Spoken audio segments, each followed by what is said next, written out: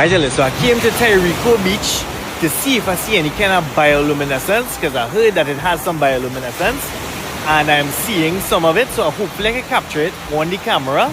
And there's a little batch right here where I'm standing to show you guys it, and it's real cool. It's real cool, so hopefully you can see it on the camera.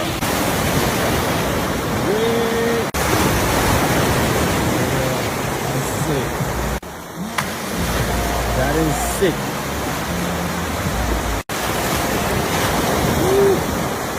Yeah.